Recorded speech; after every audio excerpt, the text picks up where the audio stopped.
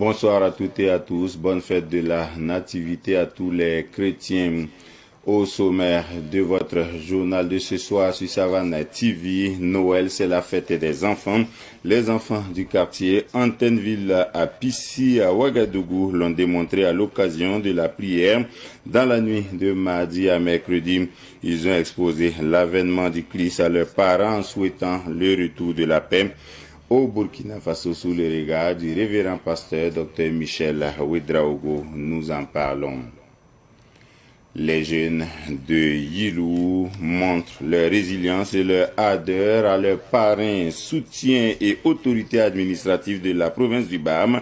Une centaine de leaders et un millier de producteurs de tomates ont exposé les résultats de leur campagne agricole. À suivre dans un instant. C'était le sommaire. Les enfants ont pris d'assaut l'église d'Antenneville, l'église des Assemblées de Dieu, Maranatha, dans la nuit de mardi à mercredi à l'occasion de la fête de la Nativité. Le révérend pasteur Dr Michel Ouedraogo leur a demandé d'exposer la venue du Christ à leurs parents, ce qu'ils les ont fait. Sidiki Kabri a suivi. Chants, louanges, prédications et séances de prière ont marqué le réveillon à l'église A.D. Maranatha d'Antenneville de Ouagadougou. Nous sommes convaincus que l'évangile, à travers ça, la parole de Dieu a pénétré dans le cœur des enfants qui ont appris et qui ont exposé la venue du Christ à leurs parents. Nous prions tous les jours pour cette nation. Si d'ailleurs même vous voyez que les choses reculent, c'est parce que Dieu nous entend et Dieu est à l'œuvre. Il n'agit pas comme les hommes. On ne fait pas trop de bruit. C'est surtout un souhait de paix et de cohésion sociale que les fidèles protestants ont formulé à l'occasion de ce réveillon. D'accord, mes vœux pour cette année 2025, c'est que Dieu ramène la paix au Burkina Faso, qu'il continue à nous donner, à nous permettre pour que nous puissions être unis. Nous souhaitons des meilleurs vœux de Noël, afin que chaque être vivant il puisse quand même ouvrir son cœur et accepter recevoir Jésus-Christ comme son Seigneur et Sauveur. Car c'est le plus grand cadeau donc, que le Seigneur, ou bien le Dieu créateur, a fait à toute l'humanité. Et tout homme qui a Jésus-Christ en lui, il a tous les meilleurs vœux possibles. J'ai prié pour que la paix revienne au Burkina Faso, pour que la sécurité revienne au Burkina Faso, pour que les gens puissent voyager normalement comme avant. Le réveillon à l'église A.D. Maranatha d'Antenneville a pris fin avec des salutations fraternelles et rendez-vous est pris pour l'année prochaine.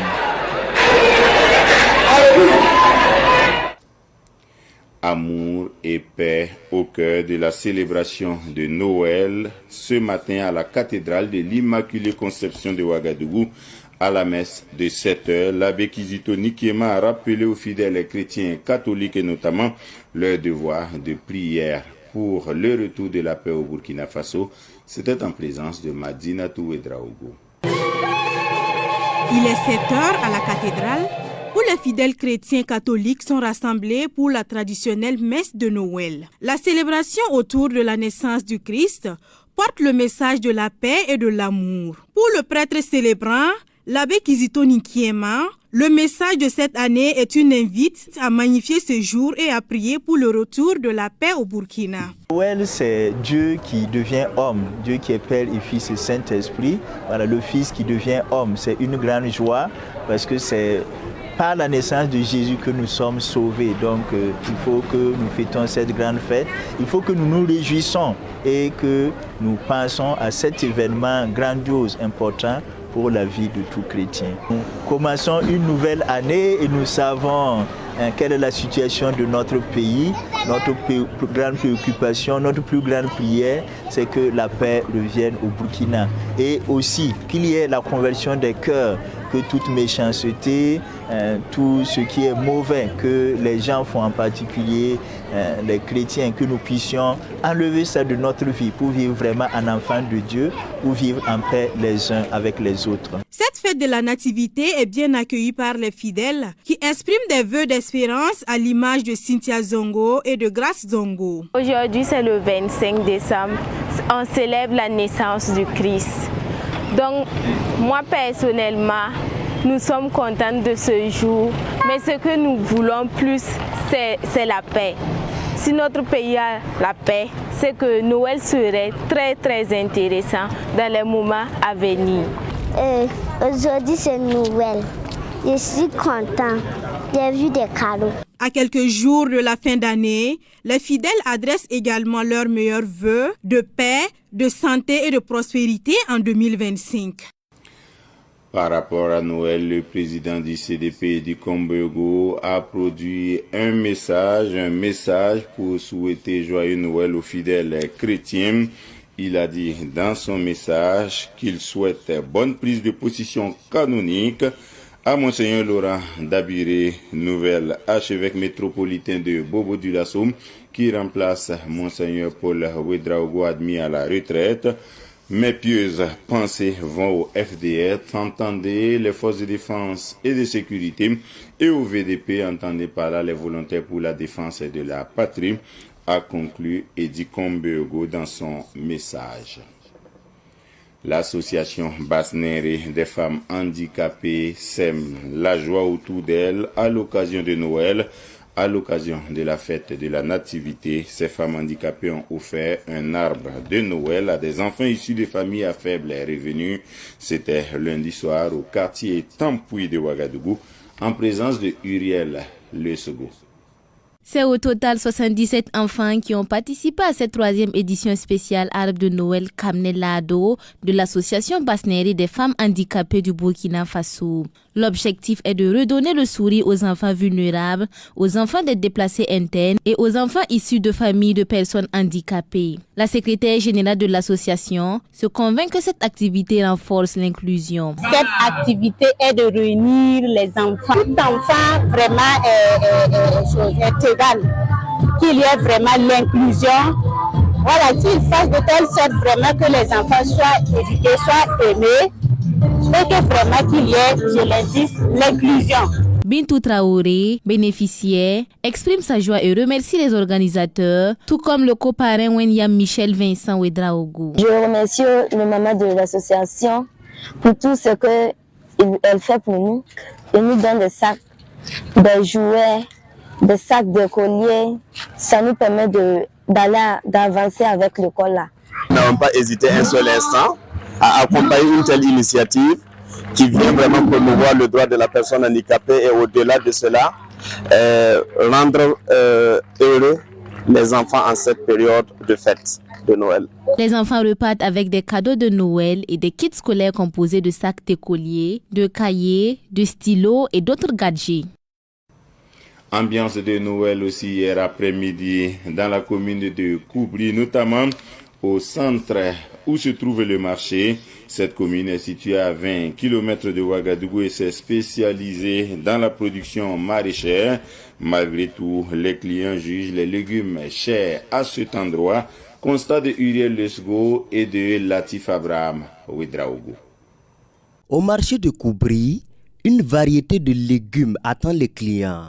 Tomates, lettuces, haricots verts et autres. Pour les besoins de la fête, les producteurs maraîchers ont produit en qualité et en quantité. Le hic, c'est que les clients jugent ces légumes chers, notamment les tomates et les oignons. Bon, je suis venu payer les tomates pour le marché, pour la fête demain. En tout cas, ça ne va pas. Les commerçants aussi, ils se plaignent qu'il n'y a pas marché. Les commerçants ont des avis partagés. Ils sont nombreux à dire que la vie chère et la crise économique sont passées par là. Cette année, ça ne va pas. Nous nous débrouillons pour venir au marché, car rester à la maison n'est pas la solution. Nous ne parlons pas de fête, car ça ne va vraiment pas. Cette année, le marché ne nous est pas favorable par rapport à l'année passée. Voyez-vous même qu'il n'y a pas de clients. L'année passée, actuellement, on était en train de vendre. Mon souhait est que la paix revienne. Koubri est une commune située dans la province du Kadiogo. Elle est dotée de dizaines de barrages, dont une partie a cédé. Malgré tout, les producteurs maraîchers s'activent pour approvisionner les consommateurs en légumes frais et biologiques, surtout cette période de fête de fin d'année. Campagne agricole 2024-2025 satisfait des jeunes producteurs de tomates de Yilou, localité de la province du BAM dans la région du Centre-Nord. Ils ont présenté les résultats de leur labeur samedi dernier en présence de leur marraine, du chef de Yilou et du directeur provincial de l'agriculture du BAM. C'était aussi en présence de Joseph Kaboré et de Samuel Atikdiwe Moko. Le directeur provincial de l'agriculture du BAM, le chef de Yilou et la marraine des jeunes producteurs de tomates, Adja Nouriatou Wedraogo, sont tous satisfaits des résultats de la campagne agricole 2024-2025 que leurs protégés ont présentés.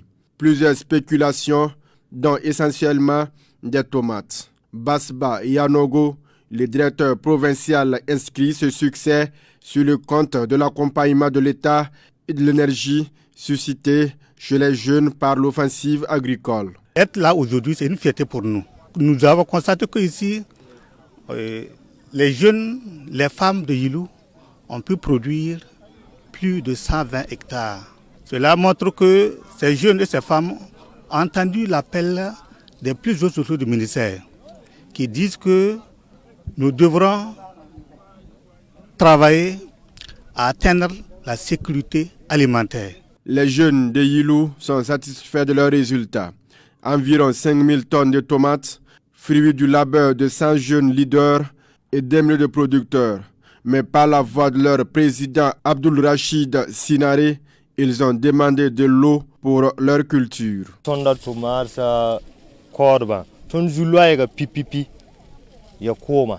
Yilou est une localité située dans la province du BAM, dans la région du Centre-Nord, où agriculture, élevage et orpaillage se côtoient pour relever le défi du développement. L'opération Un village, au moins une moto est désormais une réalité à IPLC. IPLC est dans la province du Bazega grâce à la délégation spéciale et à la mobilisation de toute la communauté. Les VDP ont reçu 18 motos pour renforcer les capacités à reconquérir totalement le territoire national. Issa Oumarati. Les volontaires pour la défense de la patrie de la commune de IPLC dans le Bazega ne vont plus utiliser leurs propres moyens de déplacement dans le cadre des sécurisations de leur commune. Ils reçoivent ici 8 motos flambant neufs de type Aloba et un bon de carburant de plus de 500 000 francs CFA. C'est le fruit de l'opération Un village, au moins une moto, initiée par la délégation spéciale communale de IPLC.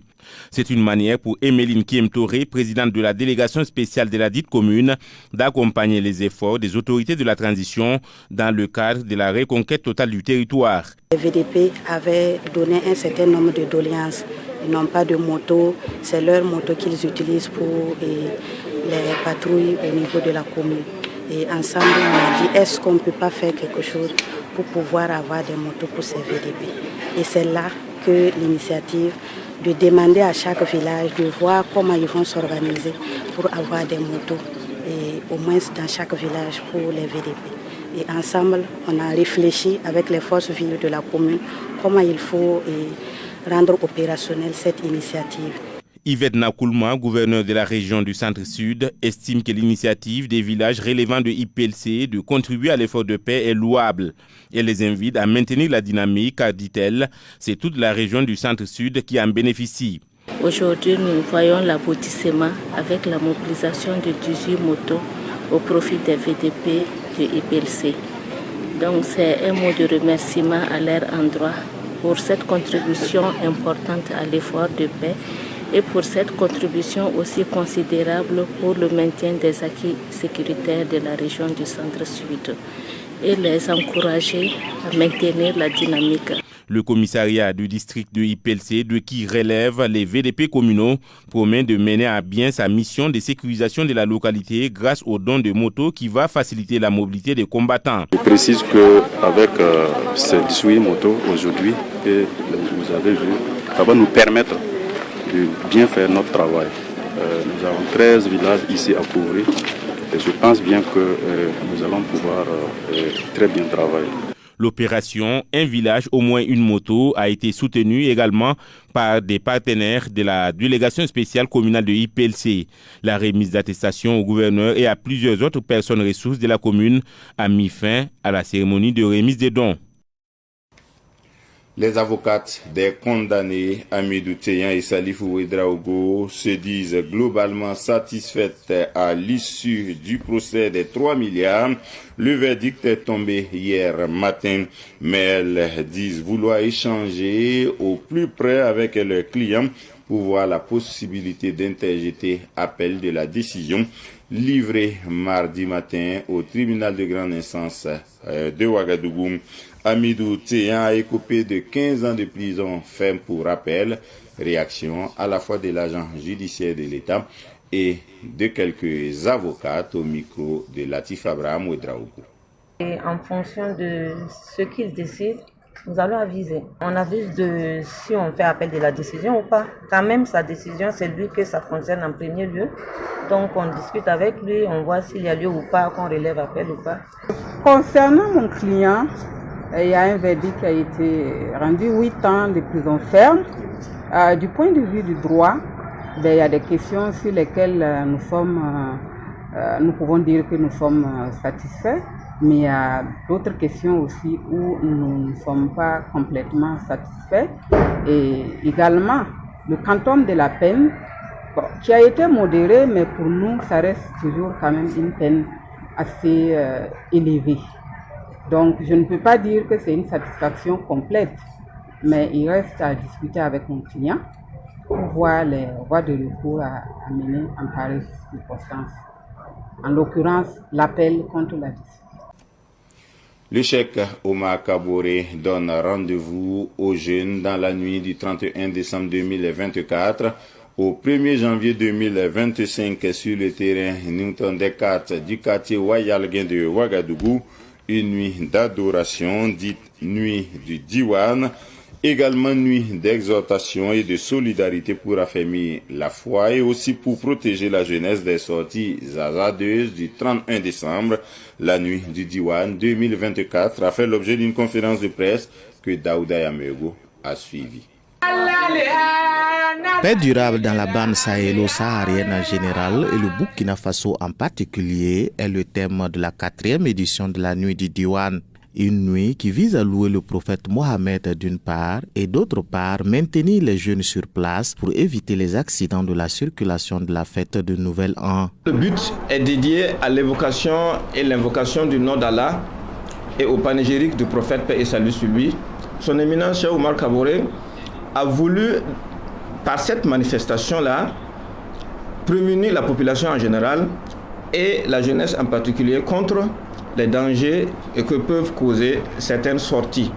Et nous remarquons que c'est une nuit où beaucoup sont agités et ils ont des sorties souvent qui ne peuvent pas être bénéfiques.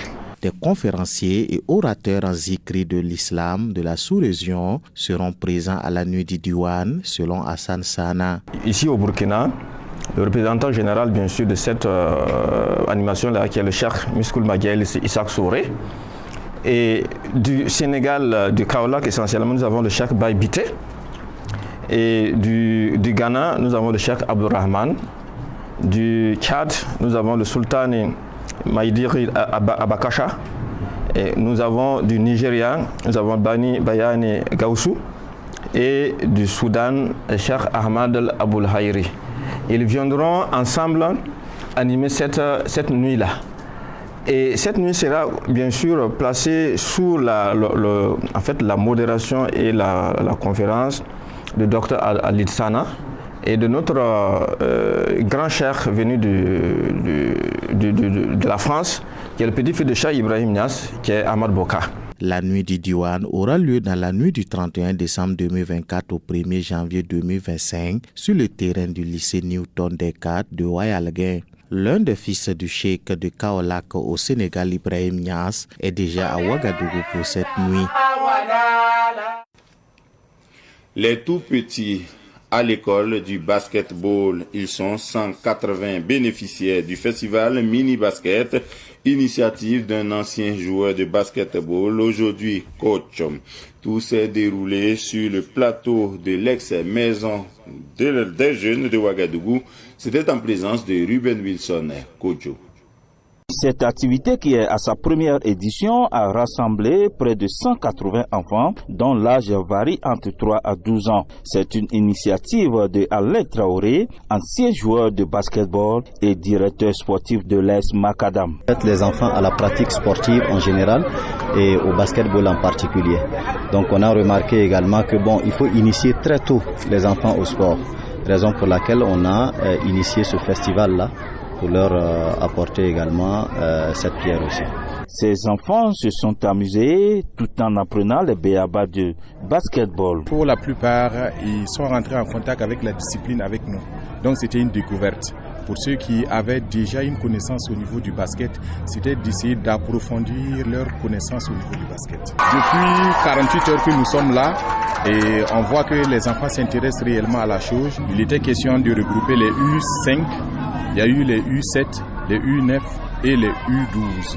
Vu l'importance de cette activité qui prépare l'avenir du basketball burkinabé, plusieurs acteurs du basketball ont associé leurs images à ce projet. Les enfants, dès le bas âge, il faut leur inculquer les fondamentaux du basket.